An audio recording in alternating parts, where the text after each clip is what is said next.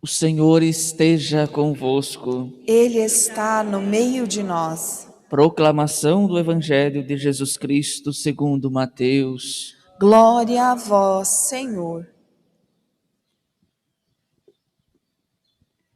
Depois que os magos partiram, o anjo do Senhor apareceu em sonho a José e lhe disse: Levanta-te, pega o menino e sua mãe e foge para o Egito.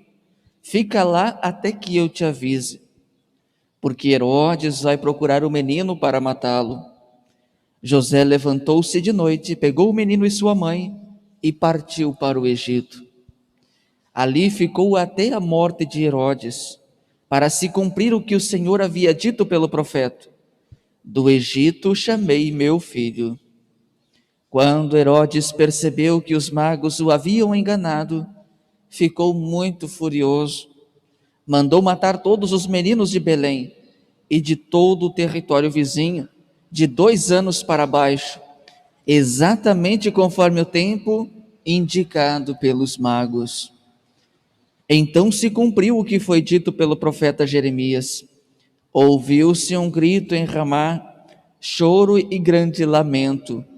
É Raquel que chora seus filhos e não quer ser consolada, porque eles não existem mais. Palavra da salvação. Glória a vós, Senhor.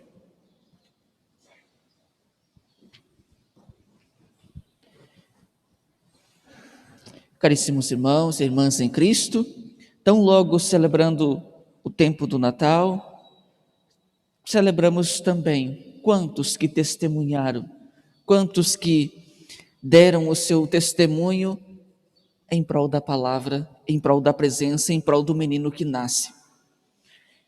E a celebração de ontem, celebração da Sagrada Família, continua ecoando ao longo desta semana. Ao menos precisaria, né? Deixarmos-nos iluminar pelos traços daquela família. E o autor sagrado, de modo especial no Evangelho, ressalta: não tinha nenhum privilégio diferente, né?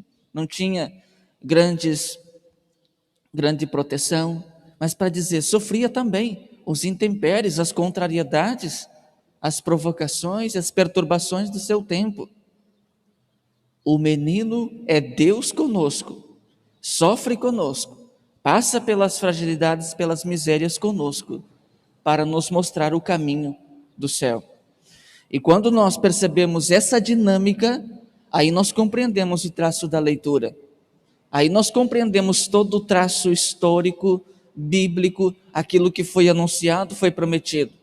Quando Jesus assim faz, a sua vida toda foi um reconstruir a história do povo de Deus.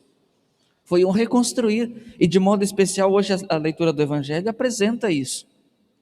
Jesus que tem que fugir. Quem fugiu antes? Moisés também teve que fugir. Também Moisés passou por um contexto de matança de inocentes. Também Moisés teve que fugir para o Egito. E os dois também recebem esse convite: do Egito chamei meu filho. Ou seja, com isso o autor sagrado, o evangelista, está querendo dizer: Jesus é o reconstrutor da nossa história. Ele está refazendo toda a caminhada do povo de Deus que foge, que é perseguido, que é maltratado. Refaz, e ele refaz a minha história também.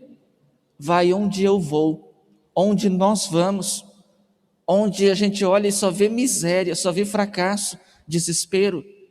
Ele aí está, para fazer dessa história, dessa contrapartida, uma caminhada de bênçãos. Portanto, a abertura que eu dou para ele, ele consagra, ele faz daí, onde a gente diria que não é possível, ele faz disso aí um começo para a graça acontecer. Então, antes de tudo, é reconhecermos que nós precisamos da atuação de Deus em nós.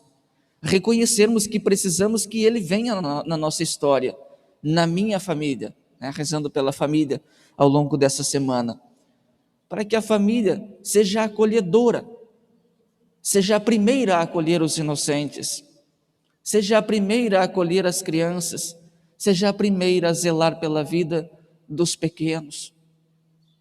Vejamos a maldade de um, quanta matança.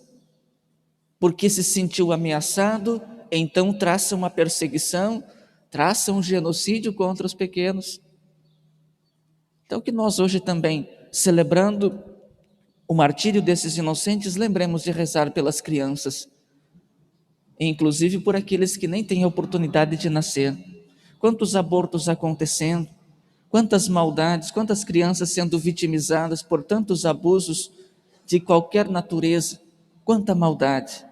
São inocentes que são fragilizados e que às vezes são desamparados, na maioria das vezes.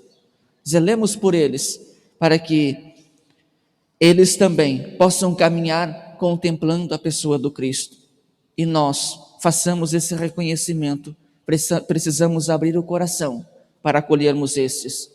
Porque quem não se reconhece pecador, quem não se reconhece como filho de Deus, necessitado de purificação que Ele trouxe, lembremos, fica difícil acolher Ele como luz, fica difícil acolhê-lo como Salvador. E se nós não dissermos, Senhor, me perdoe, Senhor, eu preciso de Ti na minha história, a gente, não por palavras, mas por gestos, acaba dizendo, eu não preciso de Ti. A vida é minha, eu faço como eu quero. Besteira, ilusão.